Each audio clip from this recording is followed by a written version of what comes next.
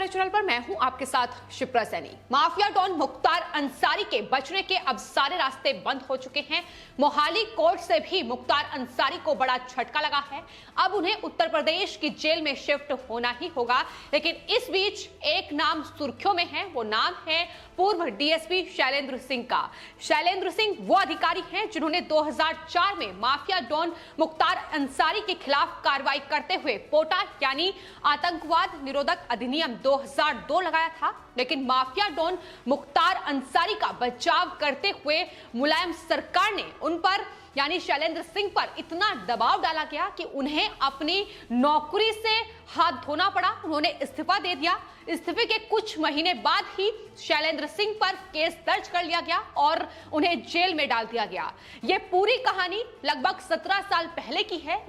लेकिन अब उत्तर प्रदेश में योगी आदित्यनाथ सरकार माफियाओं पर नकेल कसने का काम कर रही है और इस कड़ी में उत्तर प्रदेश सरकार को एक बड़ी सफलता भी हाथ लगी है।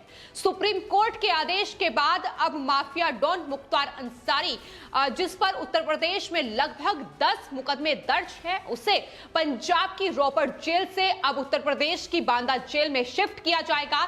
यानी योगी आदित्यनाथ सरकार के सत्ता में आते ही जिस तरीके से उत्तर प्रदेश में माफियाओं पर शिकंजा कसा गया है, उस कड़ी में एक बड़ी सफलता के तौर पर माना जा रहा है। हत्या से लेकर कई गंभीर जो मुकदमे हैं वो उन पर दर्ज हैं और ऐसे में सुप्रीम कोर्ट ने साफ तौर पर पंजाब पुलिस प्रशासन को यह आदेश दिया है कि एक हफ्ते के भीतर मुख्तार अंसारी को अब उत्तर प्रदेश की बांदा जेल में शिफ्ट करना होगा। लेकिन जहां 17 साल बाद मुख्तार के गुनाहों का हिसाब किताब होगा, वहीं पूर्व डीएसपी शैलेंद्र सिंह के लिए भी एक बड़ी राहत की खबर सामने आई है। मुलायम की सरकार में जो मुकदमा उन पर दर्ज किया गया था, जिसमें वो जेल भी गए थे, अब उत्तर प्रदेश में योगी सरकार ने उन्हें बड़ी राहत मिलती दिखाई दे रही है। उन पर जो मुकदमा था वो वापस ले लिया गया है। तो जाहिर तौर पर शैलेंद्र सिंह वो अधिकारी हैं जिन्होंने मुख्तार अंसारी के खिलाफ कार्रवाई करते हुए पोटा लगाया था। लेकिन तमाम विपक्षी पार्टियां, फिर चाहे वो उत्तर प्रदेश में मुलायम की सरकार आई हो या फिर अखिलेश यादव की सरकार आई हो, जिस तरीके से माफियाओं को बचाने का काम किया गया है और खासतौर पर मुख्तार अंसारी जैसे गैंगस्टर माफिया डॉन पर कोई कार्रवाई नहीं की गई, उसका ही नतीजा है कि अब शैलेंद्र सिंह पर जो कार्रवाई मुलायम सरकार में हुई थी, उससे अब उत्तर प्रदेश में योगी सरकार ने उन्हें राहत दिलाई है। आपको बता दें, पूर्व डीएसपी शैलेंद्र सिंह के खिलाफ वाराणसी में जो यह मुकदमा दर्ज था, इससे वापस लेने की जो कवायद है वो उत्तर प्रदेश में बीजेपी की सरकार बनते ही शुरू हो गई थी, जिसका नतीजा अब सामने आया है। जहां मुख्तार अंसारी उत्तर प्रदेश में अब शिफ्ट होंगे, उनके गुनाहों का हिसाब किताब वहां होगा। लेकिन अब शैलेंद्र सिंह के लिए एक राहत की खबर है। लगातार उनके इंटरव्यूज भी सामने आ रहे हैं और हाल ही में उस 17 साल पुरानी घटना को याद करते हुए शैलेंद्र सिंह भावुक हो गए। उन्होंने साफ तौर पर यह कहा कि वही जानते हैं कि उन पर उस वक्त कितना दबाव बनाया गया था और यही वजह है कि उन्हें अपनी नौकरी से भी इस्तीफा देना पड़ा था।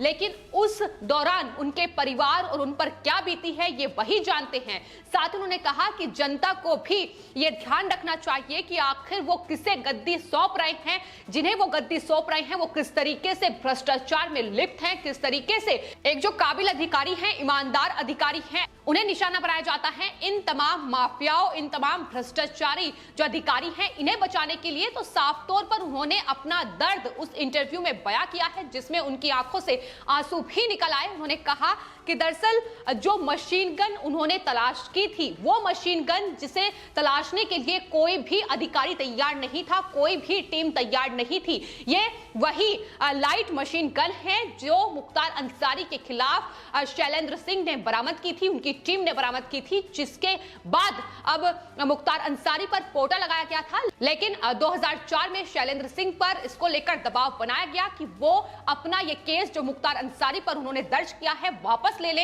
हालांकि शैलेंद्र सिंह ने वो केस वापस नहीं लिया, जिसका खामियाजा भी उन्हें भुगतना पड़ा। उन पर केस दर्ज हुआ, उनके तमाम ऐसे चीजें खंगाली गई कि आखिर कौन से वो सबूत शैलेंद्र सिंह के खिलाफ मिल सकते हैं जिसके चलते उन पर केस दर्ज हो पाए। तो तमाम जो हथकंडे थे वो मुलायम सरकार की ओर से अपनाए गए, लेकिन फिलहाल उत्तर प्रदेश में योगी सरकार जिस तरीके से माफियाओं के खिलाफ नकेल कस रही है, उन्होंने साफ तौर पर कहा कि योगी सरकार के शासन में उत्तर प्रदेश में कानून व्यवस्था बेहतर हुई है।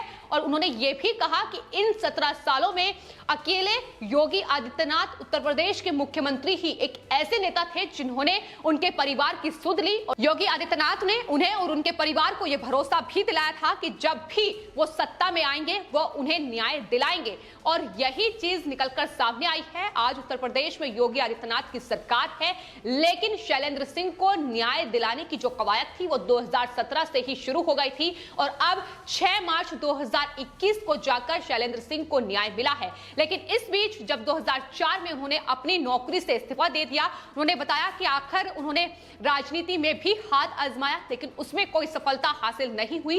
कांग्रेस के टिकट से कई बार चुनाव लड़े, लेकिन कोई सफलता नहीं मिली, जिसके बाद उन्होंने राजनीति में कभी ना आने का भी फैसला किया। तो जाहिर तौर पर ये तमाम चीजें थी जो एक निडर अफसर जिस तरीके से माफियाओं के खिलाफ शिकंजा कस रहा था, उसे किस तरीके से तमाम बीती सरकारें जो उत्तर प्रदेश में आई हैं, बसपा के विधायक भी मुख्तार अंसारी रह चुके हैं, चाहे फिर वो मायावती की सरकार हो, अखिलेश यादव की सरकार हो या फिर मुलायम सिंह यादव की सरकार हो, तमाम तरीके से उन्हें प्रताड़ित करने की पुरजोर कोशिश की गई है।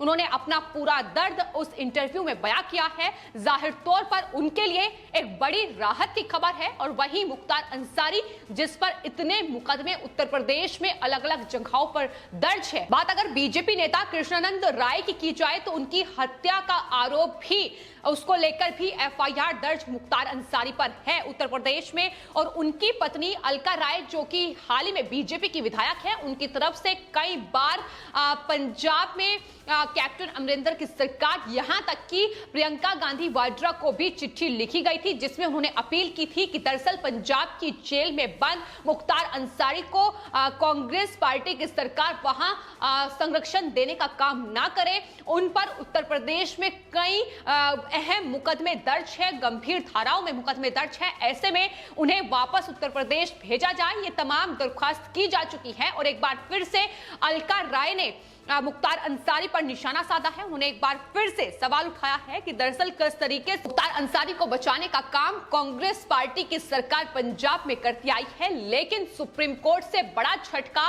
पंजाब सरकार को भी लगा है। आपको बता दें, एक बेहद छोटा मामला था वसूली का, जिसमें पंजाब की रोपड़ जेल में मुख्तार अंसारी को बंद किया हुआ था वहां की कैप्टन अमरिंदर की सरकार ने, और वहां से वापस उत्तर प्रदेश भेजने को तैयार नहीं थी। तमाम दलीलें भी सुप्रीम कोर्ट से लेकर उत्तर प्रदेश पुलिस प्रशासन को उनकी ओर से दी गई कि दरअसल मुख्तार अंसारी बीमार हैं, उनके स्वास्थ्य का हवाला दिया गया। उन्होंने कहा कि यहां उन पर केस दर्ज है, ऐसे में उसका भी हिसाब किताब होगा। तो तमाम अहम हथकंडे अपनाए गए कि किस तरीके से वो इस माफिया डॉन गैंगस्टर को बचा सके, लेकिन तमाम चीजें फेल होती नजर आई और सुप्रीम कोर्ट ने बड़ा आदेश दे दिया कि दरअसल मुख्तार अंसारी को अब पंजाब सरकार को, अब उत्तर प्रदेश पुलिस प्रशासन को सौंपना होगा। और उसके बाद मोहाली कोर्ट में भी उनकी तरफ से दलील दी गई, स्वास्थ्य का हवाला देते हुए एक याचिका दायर की गई, जिसमें मोहाली कोर्ट ने भी अब मुख्तार अंसारी को बड़ा झटका दे दिया है।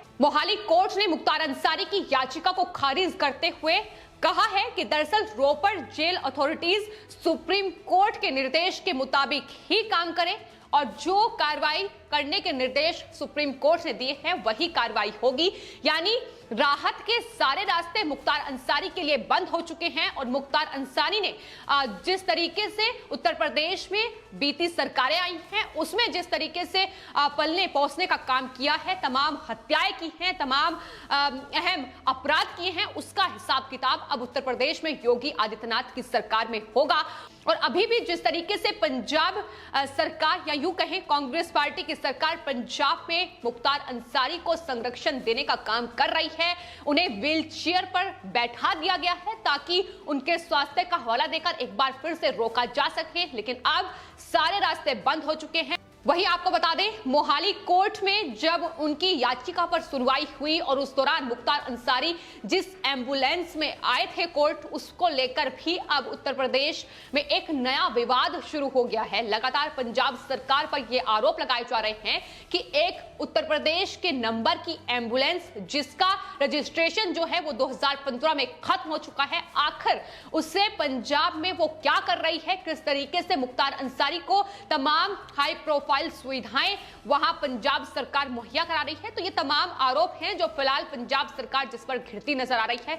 जाहिर तौर पर कांग्रेस पार्टी की वहां सरकार है, लेकिन जिस तरीके से विपक्षी पार्टियों ने उत्तर प्रदेश में माफियाओं, भ्रष्ट अधिकारियों को पालने पोसने का काम किया है, उनके तमाम भूमि से लेकर तमाम चीजें जिस तरीके से उन्हें बढ़ावा दिया गया है, उसे अब कहीं ना कहीं उसका आकलन उत्तर प्रदेश में योगी आदित्यनाथ की सरकार कर रही है। और यही वजह है कि भू माफियाओं पर शिकंजा कसते हुए कई हेक्टेयर की जमीन जो है वो उनसे जब्त की गई है, जिस पर उत्तर प्रदेश की सरकार अब तमाम जो खेलों के मैदान हैं या तमाम दूसरे कार्य हैं उनकी योजनाएं शुरू कर रही है। तो जाहिर तौर पर ये तमाम चीजें हैं जो दर्शाती हैं कि किस तरीके से भ्रष्टाचार पर नकेल कसने की जो कवायद है उत्तर प्रदेश में शुरू हो चुकी है। वही माफियाओं पर भी लगातार शिकंजा उत्तर प्रदेश में योगी सरकार कसती नजर आ रही है। फिलहाल आपकी इस पूरे मामले पर क्या राय है, हमें कॉमेंट बॉक्स में जरूर लिखें और चैनल को सब्सक्राइब करें। धन्यवाद।